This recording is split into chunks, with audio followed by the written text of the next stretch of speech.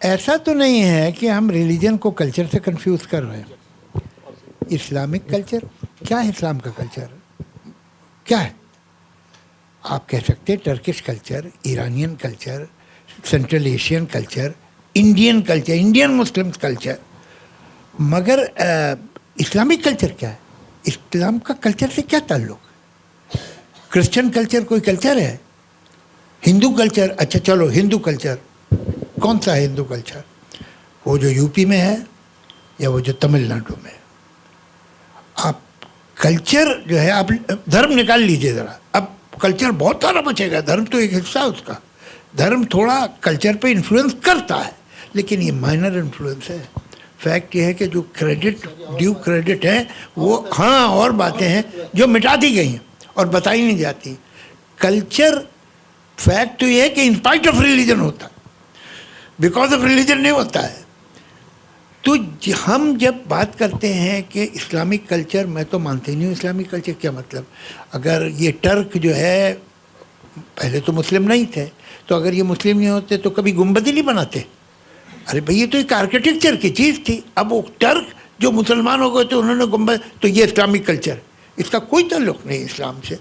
Architecture का क्या ताल्लुक़ है, या पेंटिंग का क्या ताल्लुक़ है, या पोइट्री का क्या ताल्लुक़? ये हो सकता है। फैक्ट ये है कि ये रिलीजन जो है डिफरेंट टाइम पे, और हम आज भी देखते हैं, कल्चर को पुश करते हैं। इन्होंने कल्चर को इस्तेमाल ज़रूर किया। ये ज़्यादातर त्यौहार जो है ये कल्चर के त्यौहार थे जिन्हें रिलीजन ने अपना पब्लिसिटी डिपार्टमेंट में डाल दिया है।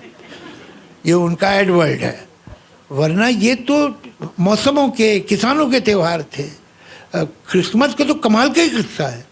क्रिसमस तो ये, इसकी एक अपनी कहानी है, बताऊंगा आपको।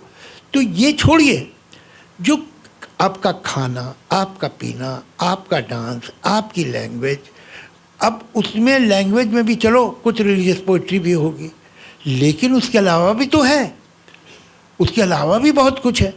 तो जो हमारा जो फोक है, तो मुझे ऐसा लगता है कि religion is a highly over rated thing. जो बेचारी अंडर रेटेड है वो है लैंग्वेज। लैंग्वेज जो है वो एक कल्चर पैदा करती है, और एक लैंग्वेज के लोगों में एक सर्टेन कल्चर होता है, तौर तरीका। अच्छा, दूसरे एक और मुझे ऑब्जेक्शन है जिसको बिल्कुल याद है पुरुषोत्तम जी, आज से 14-15 साल पहले हम बनारस गए थे। कौन सी यूनिवर्सिटी में?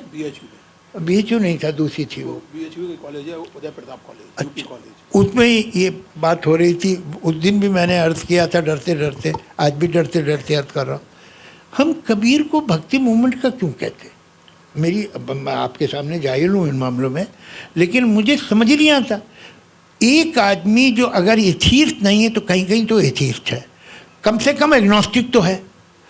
वो एक इंसान जो बनारस में रहता है और बीमार हो जाता तो कहता अब मैं मरघर जा रहा हूँ, इसलिए कि मैं नहीं बिलीव करता हूँ कि बनारस में मरने से आदमी स्वर्ग में चला जाता है। जो कहता है कि ये मुल्ला, तुम ये मीनार पे खड़े हो कितनी दूर से चिल्लाते क्यों, अल्लाह हो, तुम्हारा अल्लाह बहरा है?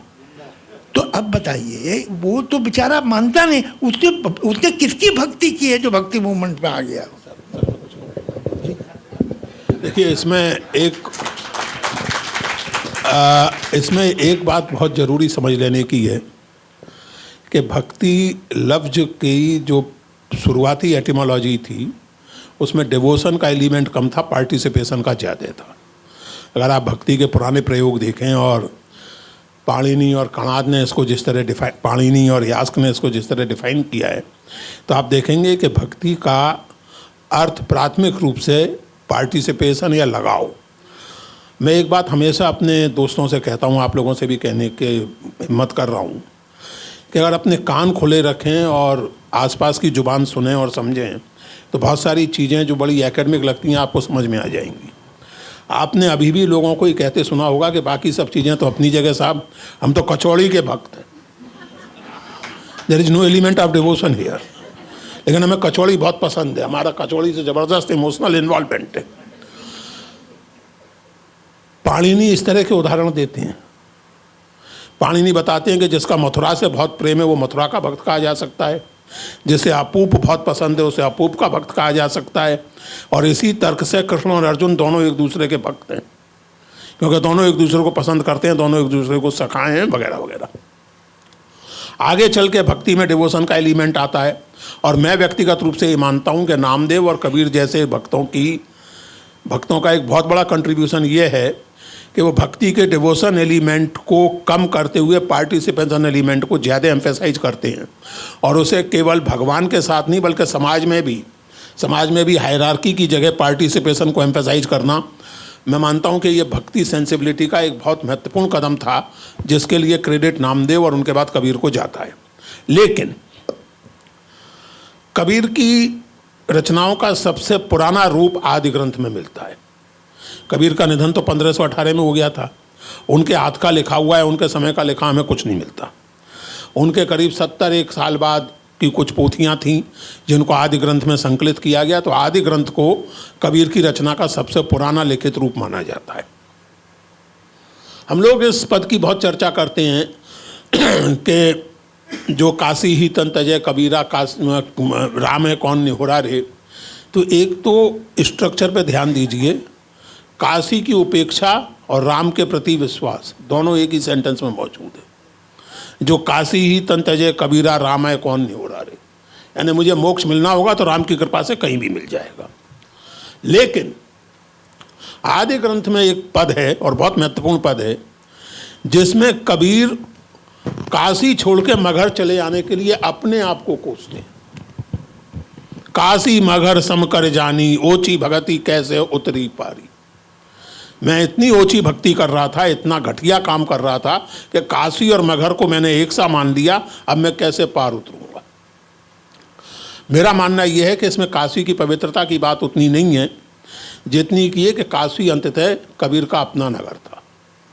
आपका अपना नगर केवल नगर नहीं होता, वो आपके प्राण का, आपके व्यक्तित्व का हिस्सा होता है। खैर, लेकिन मैं कहना ये चाहता हूँ कि कबीर को या तुलसीदास को या नामदेव को भक्त कहने का तात्पर्य वो नहीं है जो आजकल भक्त शब्द से निकलता है। ये कन्फ्यूजन सदा के लिए दूर कर दीजिए। आजकल जिस अर्थ में भक्त शब्द का हम प्रयोग करते हैं उसका इन भक्तों से कोई लेना देना नहीं है। इनकी भक्ति पार्टिसिपेशन की भक्ति है, और हम कितनी भी इच्छा करें और कितनी भी हमारी कामना हो कि कबीर नास्तिक होते, फॉर्चुनेटली और अनफॉर्चुनेटली वो हिंदुस्तानी अर्थ में तो नास्तिक थे, यानी वेद की सत्ता को नहीं मानते थे। लेकिन जिस अर्थ में आजकल हम लोग नास्तिक शब्द का प्रयोग करते हैं, यानी ईश्वरीय सत्ता का नकार, इस अर्थ में कबीर नास्तिक नहीं थे। ये क्लैरिटी दिमाग में रखना जरूरी है। फिर भी इतनी हिम्मत की हिंदू कहो तो मैं नहीं, मुसलमान भी नहीं, और पंच तत्व का पुतला खेले गए बे माही, ये भी कहने की हिम्मत थी कबीर में। केवल ये देखिए, मैंने जैसे फिर से उस पंक्ति को, अब इस बातचीत के प्रसंग में उस पंक्ति को फिर से सुने। कबीर पंगुड़ा अलह राम का, अल्लाह का भी बेटा हूँ और राम का भी बेटा। बिल्कुल बिल्कुल बिल्कुल सही बात।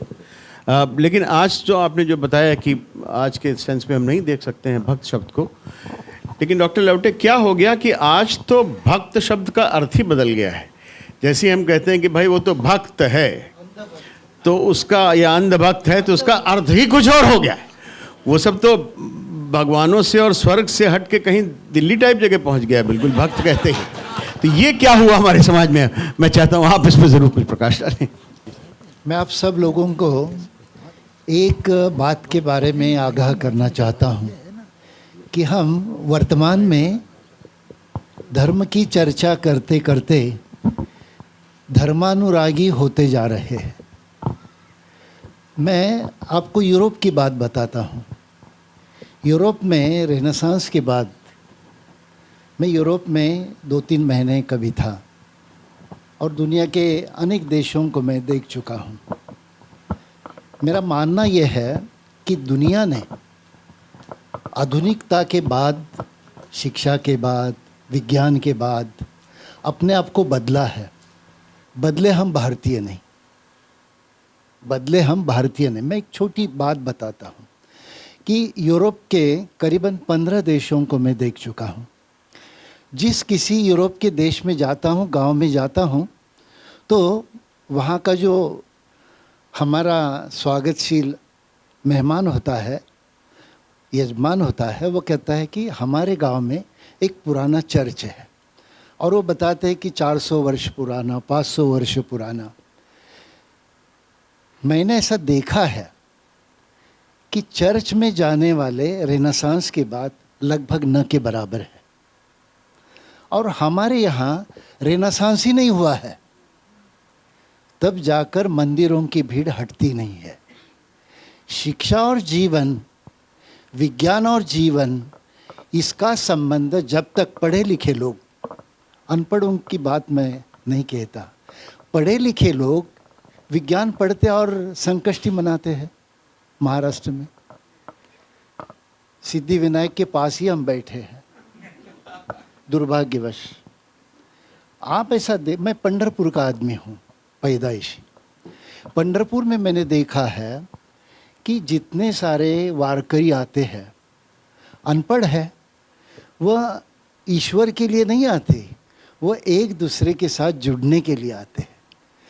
उनको कोई न्योता नहीं होता एकादशी का, वह लोगों से मिलने के लिए आते हैं। सभ्यता और संस्कृति, संस्कृति का वर्तमान नाम सभ्यता होता है।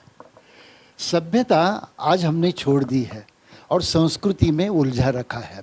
मैं फिर आपको बता देना चाहता हूँ कि धर्म या परंपरा, इसमें एक शब्द चर्चा में छूट गया है, वह है कर्मकांड। कर्मकांड धर्म से अलग हो जाएगा। कर्मकांड हमारे रिचुअल से, हमारी परंपरा से अलग हो जाएगा, तो आप देखा करेंगे बचता है सिर्फ मानवता। दुनिया में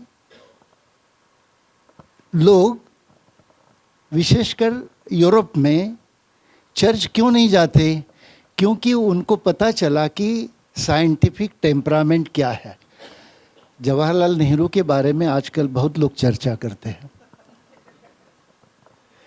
जवाहरलाल नेहरू जी के टेबल पर एक रॉबर्ट ब्राउनिंग की कविता थी, वो हर दिन पढ़कर अपने घर जाते थे। वो कविता क्या थी? उसमें लिखा हुआ था कि यह देश किसानों का देश है, यह देश आधुनिकता का देश है, इस देश को किसानों से जोड़कर आधुनिकता बनानी है, तो उसके साथ उद्योग को जोड़ना है। हम आजकल निरुद्योग की बातें करते रहे, ये निरुद्योग से कभी भारत उद्योगी नहीं बनने वाला है। मैं आपको बता देना चाहता हूँ, यदि भारतवर्ष का भविष्य हमें बनाना है तो साइंटिफिक टेम्परामेंट जो नेहरू बता करते थे, वही एकमात्र उपाय है। बहुत खूब। मेरे ख्याल से आपकी बात से जो चर्च वाली भी थी, यूरोप की बात, और उससे भी जावेद साहब बिल्कुल एग्री करेंगे। और मेरे पास ये रुक्का आ चुका है टाइम का, इसलिए मैं माइक जावेद साहब को देना चाहूँगा। और जैसे आपने गुलजार साहब को टोका था कि अभी तक तो जो हुआ वो प्रोज में हुआ, जब तक पोइट्री में नहीं होगा हम आपको नहीं जाने देंगे, तो मैं माइक जावेद साहब को देता हूँ पोइट्री के लिए भी। और जावेद साहब जो आप चाहें सुनाएं। आप सर, ये जो बात है, इसमें एक बात मैं भी कहना चाहूँगा, उसके बाद करेंगे वो भी काम। एक कितनी भी बातें कर लो, मदारी को बिना तमाशा दिखाए नहीं छोड़ते तो वो कर लेंगे।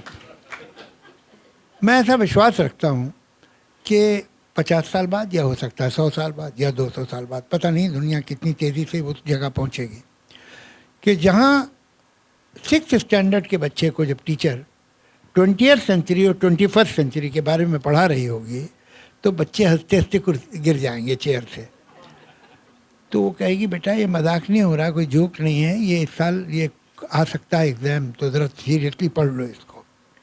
ये कॉमेडी है एक बहुत बड़ी, इतना बड़ा एक जोक हो रहा है, जिसको इतना बड़ा जोक है कि हमें दिखा, हम जोक के अंदर हैं तो हमें दिखाई नहीं दे रहा। जब से ह्यूमन सिविलाइजेशन है, उसकी जो इन्फॉर्मेशन है वो उसका बिलीफ रहा है। भाई जिसने कि ज़मीन सूरज के चारों तरफ घूमती है, या सूरज ज़मीन के चारों तरफ घूमता है, जिस आदमी ने कहा साहब ज़मीन घूमती है सूरज, उसको उन्होंने पकड़ के बंद कर दिया, और उसको तो मौत की सज़ा देने वाले थे, तो उसने अपोलोजाइज़ किया और उनका तुम पागल हो, हमारे लिखा हुआ हमारी किताब में कि सूरज घूमता है और तुम ये बकवास कर रहे हो। वो लोग जाहिल थे, पागल नहीं थे।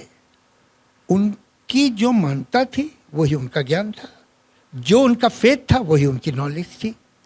पागल तो हम हैं। हमें मालूम है कि ज़मीन सूरज के चारों तरफ घूम रही है, लेकिन उसी बाइबल पे हाथ रख के कसम खाते हैं। देखिए नहीं, अरे गलीलियो को तो अभी वेटिकन ने माफ किया, कोई 15-20 साल पहले गलीलियो को, कि हमने माफ कर दिया उसे। ये रियलिटी है, ये रियलिटी है।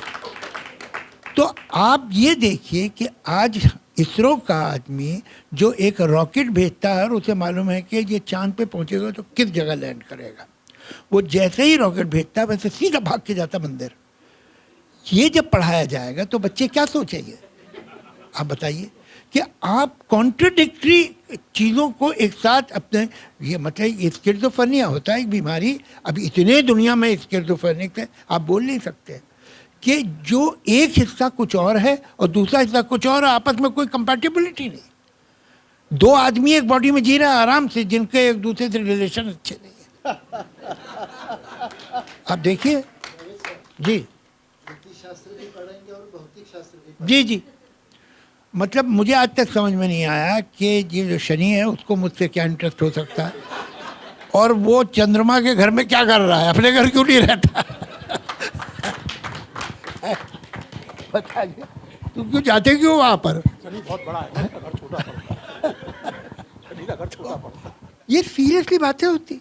ये कुंडलियाँ 21st सेंचुरी में कुंडलियाँ देखी जाती है कि इनकी शादी हो सकती है नहीं हो सकती, और ज़्यादातर शादियाँ कुंडली देख के होती है। तो आप देख लीजिए क्या हो रहा है। जी जी, देखिए ये जो जावेद साहब जो बातें कर रहे हैं, मेरी उम्र के लोग याद कर सकते हैं। जैसे मैं आपको बताऊं, मैंने 20 बरस पहले तक वास्तु का नाम नहीं सुना था। आज आप किसी कॉलोनी में घर लेने जाइए या किसी बिल्डर का विज्ञापन देखिए, उसमें लिखा रहता है वास्तु क्या, वास्तु कंपेटेबल, वास्तु कंप्लाइंट। मैंने 20 बरस पहले तक वास्तु का नाम नहीं सुना था, और पहली बार इसी नगर में सुना भाई दबे। 20 बरस पहले किसी सिलसिले में आया था तो मुझे बताया गया कि ये वास्तुविद हैं, तो मैं अपने ढंग से उनको वास्तुविद समझ बैठा। मैंने कहा बम्बई की इमारतों के बारे में कुछ बताएंगे, तो मालूम पड़ा कि बम्बई की इमारतों के बारे में नहीं, अगर मैं कभी घर बनाना चाहूँ तो उसके बारे में बताएंगे। जो बात मैं कहना चाहता हूँ दोस्तों, वो ये है कि 22वीं सदी में लोग हमारी जहालत पर या हमारे सिजोफ्रेनिया पर हंसेंगे तो हंसेंगे। इस समय जो गंभीरता से सोचने का मुद्दा है वो ये है कि पिछले 30-40 साल में दुनिया भर में धर्म के जो नेगेटिव पहलू हो सकते हैं, चाहे उन्हें आप जहालत कहिए, चाहे उन्हें आप एग्रेशन कहिए, चाहे वायलेंस कहिए, पिछले 30-40 साल में उनकी जो जबरदस्त वापसी हुई है, ये सोचने का विषय होना चाहिए। सन 66 में ही, सन 66-67 तक लोग कह रहे थे कि age of enlightenment, scientific temper की बात हो रही थी, और केवल हिंदुस्तान में नहीं दुनिया भर में हो रही थी। आज 2001 में, 1991 में हंटिंगटन किताब लिखते हैं क्लैश ऑफ सिविलाइजेशन, 2001 में किताब लिखते हैं who are we the great identity debate in America, और उसमें इस बात पर दुखी होते हैं कि अमेरिका में चर्च गोइंग क्रिश्चियंस की संख्या, संडे रेगुलर चर्च जाने वालों की संख्या घट करके 60% से 52% क्यों रह गई, और अब वो और बढ़ गई होगी। अब नहीं, कम नहीं हो गई होगी, अमेरिका में तो जाहिर साहब बढ़ गई होगी, माफ़ कीजिएगा, यूरोप की बात नहीं कर रहा हूँ मैं, अमेरिका की बात कर रहा हूँ। यूरोप और अमेरिका में बहुत फ़र्क है। अमेरिका के बारे में मेरी जो जाती राय है वो मैं यहाँ ट्रिप हो रहा है इसलिए कहूँगा नहीं, लेकिन अमेरिका और यूरोप में बहुत फ़र्क है भाई दबे। लेकिन ये चिंता की बात है, पिछले 30-40 साल में एक तरह से जिसको मैं कहता हूँ retreat of modernity, retreat of rationalism, retreat of enlightenment values, केवल आपके देश में नहीं दुनिया भर में हुआ है। केवल आपके देश में नहीं हुआ है, दुनिया भर में ये हो रहा है कि वो आपके कोई माइथोलॉजिकल फिगर हैं वो प्लास्टिक सर्जरी करते थे, किसी और के कोई मैथोलॉजिकल फिगर हैं वो सारी चीज़ें किताब में लिख के रख गए, आपको पढ़ना नहीं आता है। ग्रैंड कैनियन अमेरिका में है, अमेजॉन स्टेट में, लाखों वर्षों में बना होगा। वह एक अल्टरनेटिव टूर होता है जावेद साहब, जो बाइबल वाले करते हैं, और वो दिखाते हैं ग्रैंड कैनियन आपको, लेकिन ये साबित करते हुए दिखाते हैं कि ये केवल 4,500 साल पहले नूह की नाव के टकराने का नतीजा है, और उसको मानते हैं लोग, और अमेरिकन एस्टेब्लिशमेंट का एक बड़ा हिस्सा उन लोगों के साथ है।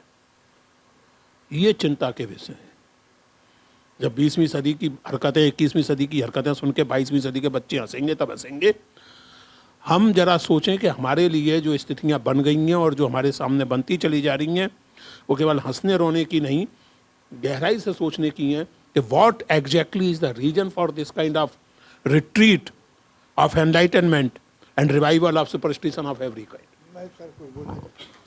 ये बात जो है हम ऐसे समझते हैं कोई और लोग हैं बड़ी गड़बड़ कर रहे हैं, कहीं और हैं कुछ कर रहे हैं। ये क्या वजह है कि जब एक पॉलिटिकल पार्टी हो, एक पॉलिटिकल आदमी हो, एक लीडर हो, वो आपको आपके रिलीजन से उलझाता है, और ये सब जगह हो रहा है, तो आप उलझ जाते हैं या डरते हैं, कहते हैं कि शायद, अच्छा मुझे तो ऐसा लगता है कि लोग भगवान ईश्वर खुदा से उतना नहीं डरते जितना आपस में एक दूसरे से डरते हैं। तो अगर आपके दिल में कोई बात है भी तो आप कहते डरते हैं कि भाई ऐसा ना हो मेरा हुक्का पानी बंद हो जाए। तो मतलब मेरा ऐसा ख्याल है कि दुनिया में कम से कम 30, 35, 40% एथीस्ट हैं जो अभी क्लॉसेट में है, बाहर नहीं आए, मगर दिल में है कि उनको मानते नहीं, मगर उनकी हिम्मत नहीं कहने। कोई तो वीकनेस आम आदमी की है ना। ये सिर्फ आप पॉलिटिशियन को ब्लेम कर दें, आप सरकारों को ब्लेम कर दें, आप रिजीम को, गलत है। सवाल ये है कि ये कोकीन खरीद कौन रहा है?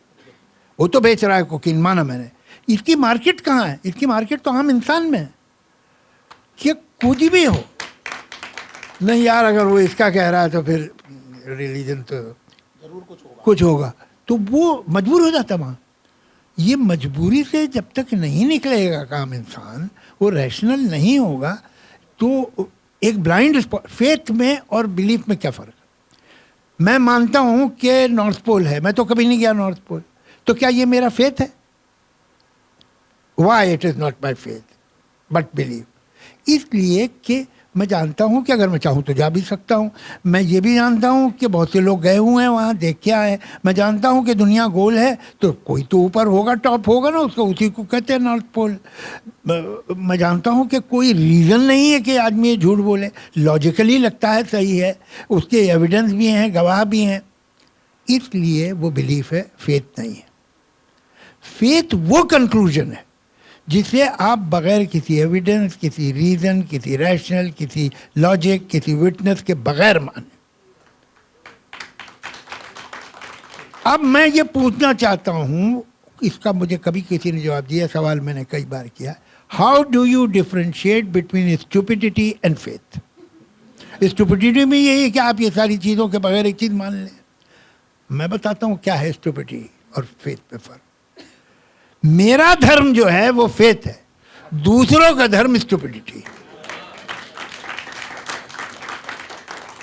हकीकत ये है, मैंने लिखा था एक, तो उसमें वो ट्विटर वालों ने मुझे एक ईमेल भेजा था कि हम इसे यूज़ करना चाहते हैं अपनी वॉल पे, that even the most religious man in the world is 90% N atheist, because when he looks at other religions he is totally rational. बिल्कुल सही तरह से सोचता है कि भाई क्या मानते हैं लोग, बस ये भूल जाता है कि खुद क्या मानता है। तो ये जो गड़बड़ हो रही है, ये गड़बड़ जो एक्सप्लॉइट आपको करने वाले हैं, जो आपसे फ़ायदा उठाने से, वो तो करेंगे। आप कहे साहब ड्रग्स जो है बंद कर, ऐसे नहीं होगी बंद, वो आपको पीना छोड़नी पड़ेगी, वो इस्तेमाल करना छोड़नी पड़ेगी, जब तक कि आप के अंदर ये एक ब्लाइंड स्पॉट है, समवन और the other will use it.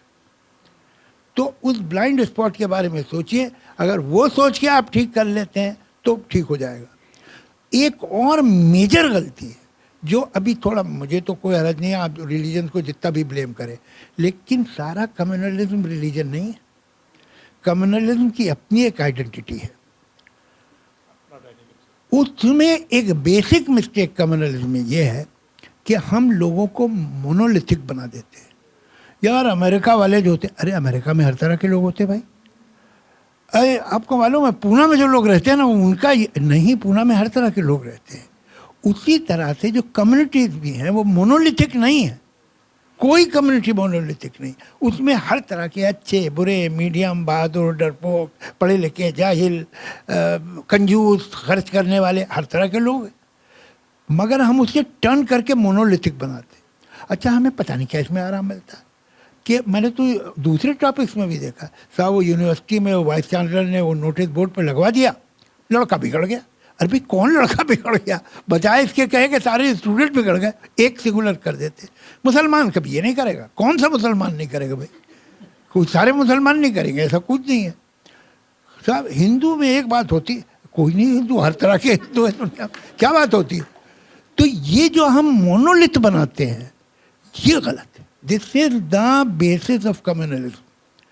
और जो हम समझते हैं कि ये हमारे माँ बाप ने कहा था तो फिर यही ठीक होगा। 99.9% लोग जिस धर्म में मरे, पैदा हुए उसी में मरते हैं, इसके बारे में कभी सोचते ही नहीं।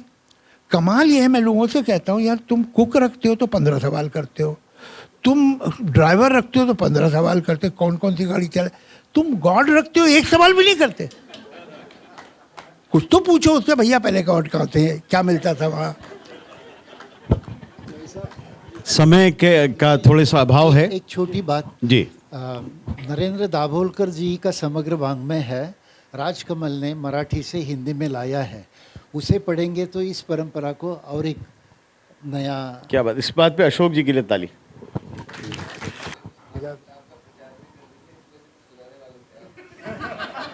हाँ नहीं, मगर ये तो कीजिए, ये आप एक काम कीजिए, मैं आप लोग रिक्वेस्ट करूँगा कि ये जो है वो सुना देंगे, और ये आप किताब ज़रूर लीजिए, ये आप हैरान हो जाएंगे इस किताब से, इसमें जो आप पढ़ेंगे। चलिए ठीक, तो जो भी सर कमीशन बनता हो उसका, अब मेरे वजह से बिखरे तो कमीशन बनता है? नहीं, घर की बात है, देख लेंगे वो, है आप फिक्र ना करिए। एक अतुल जी की फरमाइश, नया हुक्मनामा, न्यू ऑर्डिनेंस। किसी का हुक्म है सारी हवाएं हमेशा चलने से पहले बताएं कि उनकी समत क्या है, डायरेक्शन क्या है। किसी का हुक्म है सारी हवाएं हमेशा चलने से पहले बताएं कि उनकी समत क्या है। हवाओं को बताना ये भी होगा, चलेंगी जब तो क्या रफ्तार होगी, कि आंधी की इजाज़त अब नहीं है। हमारी रेत की सब ये फसीलें, ये कागज़ के महल जो बन रहे हैं, हिफाजत इनकी करना है ज़रूरी। और आंधी है पुरानी इनकी दुश्मन, ये सभी जानते। किसी का हुक्म है दरिया की लहरें ज़रा ये सरकशी कम कर लें, अपनी हद में ठहरे। उभरना फिर बिखरना और बिखर कर फिर उभरना, गलत है उनका ये हंगामा करना। ये सब है सिर्फ वहशत की अलामत, ये सिंबल है, ये साइन है पागलपन के। ये सब है सिर्फ वहशत की अलामत, बगावत की अलामत। बगावत तो नहीं बर्दाश्त होगी, ये वहशत तो नहीं बर्दाश्त होगी। अगर मौजों को है दरिया में रहना तो उनको होगा अब चुपचाप बहना। किसी का हुक्म है इस गुलसिता में बस अब एक रंग के ही फूल होंगे। कुछ अफसर होंगे जो ये तय करेंगे, कुछ अफसर होंगे जो ये तय करेंगे कि इन फूलों का रंग कितना गहरा। किसी को ये कोई कैसे बताए, किसी को ये कोई कैसे बताए, गुलिस्तां में कभी भी फूल एक रंगी नहीं होते, कभी हो ही नहीं सकते, कि हर एक रंग में छुपकर बहुत से रंग रहते हैं। जिन्होंने बाग एक रंगी बनाना चाहे थे उनको ज़रा देखो कि जब एक रंग में 100 रंग जाहिर हो गए हैं तो वो अब कितने परेशान हैं, वो कितने तंग रहते हैं। किसी को ये कोई कैसे बताए, हवाएं और लहरें कब किसी का हुक्म सुनती हैं। हवाएं हाकिमों की मुट्ठियों में, हथकड़ी में, कैद खानों में नहीं रुकती। ये लहरें रोकी जाती हैं तो दरिया कितना भी हो पुरसुकूं शांत बेताब होता है, और इस बेताबी का अगला कदम सैलाब होता है। बहुत बहुत शुक्रिया जावेद साहब, शुक्रिया डॉक्टर पुरुषोत्तम अग्रवाल जी, शुक्रिया। वो एक साहब जा रहे थे छतरी ख़रीदने तो उनकी वाइफ ने कहा कि देखो ये दुकानदार बड़े बेईमान होते हैं, जितना कहें उसका आधा ही बोलना तुम। तो कहले गए, कहले कि छतरी कितने की है? तो कहले 16 रुपए की, वो सड़क पे बेच रहा था। कहले 8 रुपए में दोगे? अब बहस शुरू हो गई, उसकी भी शायद छतरी नहीं बिक रही थी, तो 8 रुपए में वो तैयार हो गया। 8 जैसे ही वो 8 पे तैयार हो, कहले 4 रुपए में दो। तो उसने कहा साहब आप तो फ्री ले जाइए। कहले फिर तो 2 लूँगा। तो अब मैं आपको दोनों में एक और सुनाऊंगा।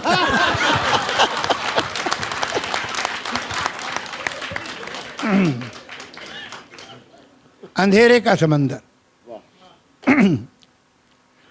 जहां तक भी नजर जाए अंधेरे का समंदर है। उफक तक, होराइजन और उफक के पार भी शायद यही बस एक मंजर है। अंधेरे का समंदर ही समंदर है। अंधेरे के समंदर में ये एक छोटे से नुक्ते के बराबर एक जजीरा है, रोशनी का एक जजीरा है कि जिस पे हम खड़े हैरा परेशान देखते हैं, और जिधर देखें हर एक सिमत और हर एक जानिब बस एक तारीक पानी है कि जिसकी मौजें ऐसे उठ रही हैं और इस तरफ यूं बढ़ रही हैं जैसे कोई हाथियों की फौज है जो ये जजीरा रौंदने को है। जजीरा आइलैंड। हर एक मौजा के साहिल पर जब अपना तन पटकती है तो साहिल का कोई कमज़ोर हिस्सा टूट के साहिल से कटता है, जजीरा पीछे हटता है, जजीरा और सिमटता है। ज़मीं कम हो रही है, ज़मीं नम हो रही है, ज़मीं पैरों तले धंसने लगी है। अंधेरे के समंदर की हवा हम लोगों पे हंसने लगी है। तो क्या खामोश यूं ही डूब जाने का इरादा है? मगर कैसे भुलाओगे कि सूरज के उजालों से तुम्हारा कोई वादा है? तो फिर अब देखता क्या हो? चलो इन कश्तियों की रस्सियां खोलो, समंदर में उतरते हैं।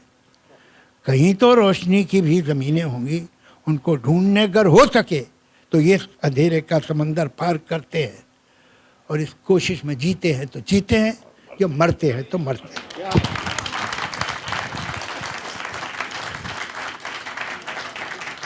दोस्तों, इसके आगे कुछ बोलने को रह नहीं जाता। बस यही कहूँगा कि परंपरा का एक नाम लीक भी होता है, और किसी हिंदुस्तानी कवि ने बहुत पहले कहा था, अभी दोहों की बात होने जा रही है, ये भी एक दोहा है छोटा सा, कि लीक लीक कायर चले, जो सिर्फ एक ही परंपरा को निभाता है। लीक लीक कायर चले, लीके चले कपूत, और लीक छोड़ तीनों चले, शायर सिंह सपूत।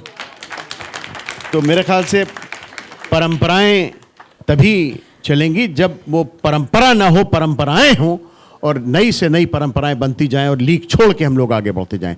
बहुत बहुत शुक्रिया आप सबका, आप तीनों लोगों का, और आप सबका जो यहाँ हॉल भर दिया है आपने इन तीनों लोगों के प्रेम में। बहुत बहुत थैंक यू, शुक्रिया।